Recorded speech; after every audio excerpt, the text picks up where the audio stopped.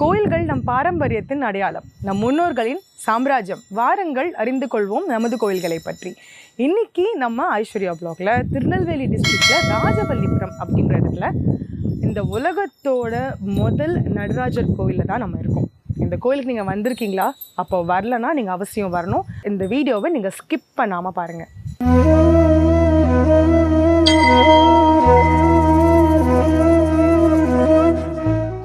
ஆடும் சிதம்பரமு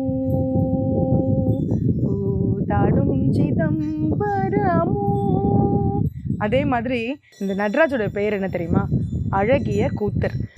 இந்த கதை, இந்த சுவாமியை பற்றி நம்ம தெரிஞ்சுக்கும் போது இந்த பின்புலம் பார்த்தீங்க அப்படின்னா ரொம்ப பிரமிக்க வைக்கும். இந்த சோழ மண்டலத்தை ஆண்டு வந்த ஒரு மன்னன் இருக்கான். அந்த மன்னனோட பெயர் என்ன அப்படின்னா ஹிரண்யவர்மன். அந்த மன்னனுக்கு ஒரு வெப்பு நோய் வருது. எங்கெல்லாமோ தேடி தாகம் தாங்க முடியல. இந்த கானகம்னா காடு இல்லையா, இந்த கானகத்தில் தேடி அலையும், தண்ணி வேணும் அப்படின்னு தேடி அலையும் போது இந்த தடாகம் தென்படுது. அந்த தண்ணியை எடுத்து கையால் குடிக்கும்போது ஏதோ ஒரு ஆச்சரியம் என்னென்னா, அதனோட வெப்பு நோய் குறைவதை அவங்க ஃபீல் பண்ண ஆரம்பிக்கிறாங்க.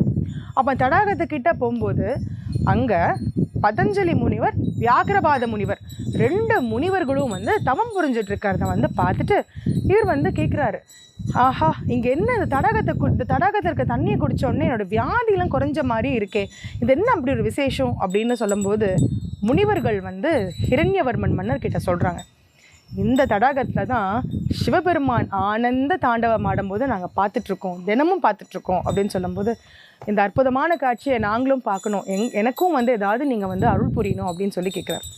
அவங்க 2 முனிவர்களோட தவ வலிமையால் ஹிரண்யவர்ம மன்னன் என்ன பண்ணுறாருன்னா சுவாமியோட ஆனந்த தாண்டவத்தை பார்க்குறாரு. உங்களுக்கு நல்லாவே தெரிஞ்சிருக்கும், பதஞ்சலி முனிவர் பதஞ்சலி ஸ்தோத்திரம் அப்படின்னு ஒரு ஸ்லோகத்தை எழுதியிருப்பார். சதஞ்சித்த முதஞ்சித்த அப்படின்னு அந்த ஸ்லோகம் இருக்கும். அந்த பாட்டை நீங்கள் கேட்கும்போதே சிவபெருமான் டமருவில் ஆடுற மாதிரியே இருக்கும். அந்த நடனம் ரொம்ப அழகான ஒரு காட்சி. இந்த காட்சியை நான் மட்டும் பார்த்தா பத்தாது, இந்த பூலோகத்தில் இருக்கிற அத்தனை மக்களும் பார்க்கணும் அப்படின்னு என்ன பண்ணுறாரு, கண்ணார பார்த்த காட்சியை நல்ல ஒரு சித்திர வடிவமாக வரைஞ்சி அதை அங்கே இருக்கிற ஒரு ஸ்தபதி கிட்ட கொடுத்து அதை பண்ண சொல்கிறார். எப்போவுமே எந்த ஒரு விஷயமா இருந்தாலும் சிவபெருமானோட திருவிளையாடல் இல்லாமல் இருக்குமா? இருக்காது. அப்போ நடராஜோட சிலையை பண்ணும்போது ஒரு செப்பு தகடு என்ன பண்ணுறாருனா அந்த சிலை செய்கிற இடத்துல அவர் போட்டுடுறார். இந்த சிலையில் ஏதோ ஒரு பிழை இருக்குது அப்படின்னு சொல்லி மன்னருக்கு ஏதோ ஒரு சந்தேகம், சிற்பி மேலே கோபமும் வருது. அப்போ என்ன பண்ணுறாரு அப்படின்னா, இந்த சிற்பம் இருக்கட்டும், ஆனால் என் கண் முன்னாடி இன்னொரு சிற்பத்தை பண்ணுங்க அப்படின்னு சொல்லி இன்னொரு சிற்பத்தையும் பண்ணுறாங்க. அப்போ 2 சிற்பம், 2மே நடராஜர் சிலையாக இருக்கே, என்ன பண்ணலாம் அப்படின்னு பண்ணும்போது அப்போ சிவபெருமானோட அசரீரிக்கு ஏற்ப மாதிரி அந்த முதல்ல பண்ண அந்த நடராஜர் சிலையை கொண்டு போய் அந்த நமசிவாய முத்துந்தன் அவர் தான் ஸ்தபதி அந்த நடராஜர் சிலையை பண்ணுறார். அவர் என்ன பண்ணுறார் அப்படின்னா, மன்னரோட வேண்டுகோளுக்கு என்னங்க அது அப்படியே தென் திசையை நோக்கி கொண்டு போயிட்டே இருக்கார். தென் திசையை நோக்கி கொண்டு வந்துட்டுருக்கார். நான் அதோடு உங்களுக்கு சொல்லியிருக்கேன். அதுக்கப்புறமா அந்த நெல்லையப்பர் கோயிலுக்கு தினமுமே ராமபாண்டியன் அப்படின்னு ஒரு மன்னர் என்ன பண்ணுவார்னா, நெல்லையப்பரில் இருக்கிற நம்ம சிவபெருமானை வேண்டிட்டு தான் சாப்பிடவே போவாராம். அந்த ஒரு சமயத்தில் என்ன ஆகுது, வெள்ளப்பெருக்கு ஏற்பட்டுடுது.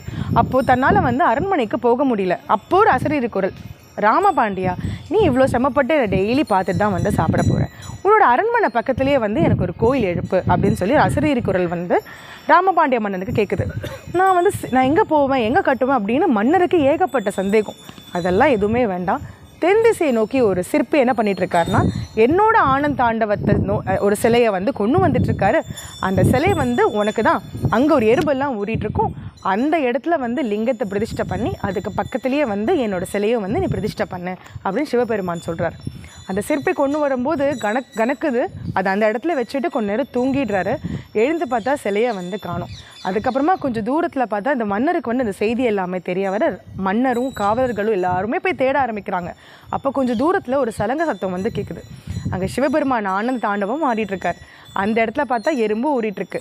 அந்த இடத்துலையே சிவலிங்கத்தை பிரதிஷ்டை பண்ணி பக்கத்தில் நடராஜ சிலையை நிறுவி அங்கே தினமும் பூஜைகள் எல்லாமே நடந்துகிட்ருக்கு.